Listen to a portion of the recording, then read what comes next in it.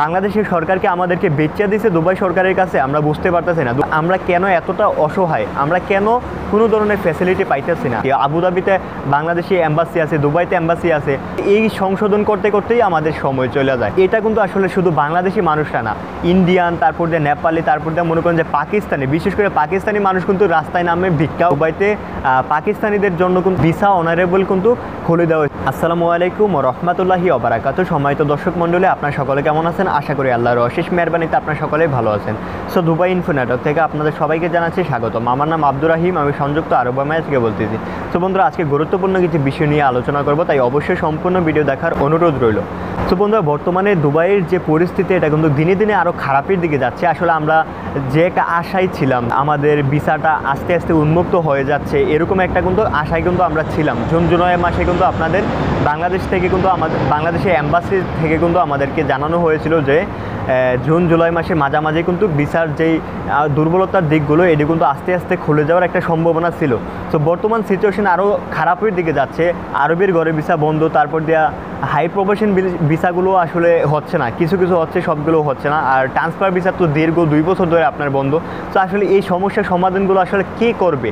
বাংলাদেশের সরকার যে আসছিল ফেব্রুয়ারি মাসে, তাকে নাকি বলে দেওয়া হয়েছিল আমাদের দুবাই প্রবাসী যে ভাইগুলো আছে তারা নাকি অনেক খারাপ কাজ করে বা মারপিট করে বা অবৈধ কাজে জড়িত বেশি। তো এটা কিন্তু আসলে শুধু বাংলাদেশি মানুষরা না, ইন্ডিয়ান, তারপর দিয়ে নেপালি, তারপর দিয়ে মনে করেন যে পাকিস্তানি, বিশেষ করে পাকিস্তানি মানুষ কিন্তু রাস্তায় নামে ভিক্ষাও করে। তো তাদের তো আসলে ভিসা খুলে দেওয়া হয়েছে। এবং কি আপনার বর্তমানে কালকে একটা নিউজে আমি দেখতে পাইলাম, তো সেখানে বলে দেওয়া হয়েছে যে দুবাইতে পাকিস্তানিদের জন্য কিন্তু ভিসা অনারেবল কিন্তু খুলে দেওয়া হয়েছে। মানে তারা কিন্তু ভ্রমণ করতে পারবো অনারেবল ভিসা ছাড়া, তারা কিন্তু আপনার ভিসা ছাড়াই দুবাইতে এসে আপনার ভ্রমণ করতে পারবে, বা ভ্রমণ ভিসা কিন্তু দুবাইতে আসার পরও আপনার সংগ্রহ করতে পারবে। তো তাদের জন্য এত এত ফ্যাসিলিটি দেওয়া হচ্ছে। তাদের রাস্তায়, তার প্রত্যেকটা মসজিদের কোনায় কোনায় দেখবেন যে পাকিস্তানি মহিলারা আপনার ভিক্ষা করতেছে। এখন পর্যন্ত কিন্তু আমি দেখি নাই দুবাইতে যে বাংলাদেশি ভাইয়েরা বা বাংলাদেশি বোনেরা কিন্তু রাস্তায় নামে ভিক্ষা করতেছে, এরকম কোনো কিন্তু আমি এখন পর্যন্ত দেখি নাই, আমার নজরে আসে না। পাকিস্তানি মানুষ কিন্তু দেখি যে চারদিকে আপনার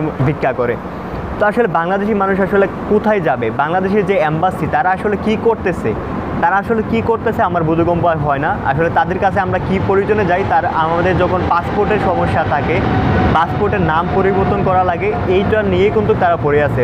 বাংলাদেশের ভিসা নিয়ে কিন্তু কোনো কথা বলতেছে না। বাংলাদেশের ভিসা যে বন্ধ, আসলে তারা এম্বাসিরা, আমার মনে হয় যে বাংলাদেশের যে এম্বাসি, তারা আসলে দুবাইতে থাকার কোনো রাইট নাই। কারণ তারা কোনো দিক দিয়েই দেখতেছে না, বাংলাদেশের হেল্পই করতেছে না। তো তারা দুবাইতে অবস্থান করে লাভ কি? আবুধাবিতে বাংলাদেশি এম্বাসি আছে, দুবাইতে এম্বাসি আছে। আসলে দুবাইয়ের এম্বাসিগুলো আসলে কি বলবো, আসলে আমি পাসপোর্ট রিনিউ করার জন্য আপনার দুবাই এম্বাসিতে গেছিলাম, তখন দেখা গেছে যে আমার 3 বার আসলে রানিং মারতে হয়েছে দুবাই এম্বাসিতে। কেননা আমার জন্মনিবন্ধনের কার্ড দিয়ে আসলে পাসপোর্ট তৈরি করা হয়েছে, তখন আমার আইডি কার্ড নাই কেন, তারপর আমার নাম নাকি ইংলিশে করা লাগবে। মানে 3 বার আমার একটা জটিলতার ভিতরে পড়তে হয়েছে। আসলে এই সংশোধন করতে করতেই আমাদের সময় চলে যায়।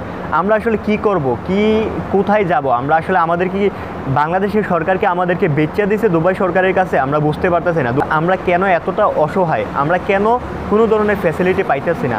আমরা বাংলাদেশের নাগরিক হওয়া কি আমাদের অপরাধ নাকি?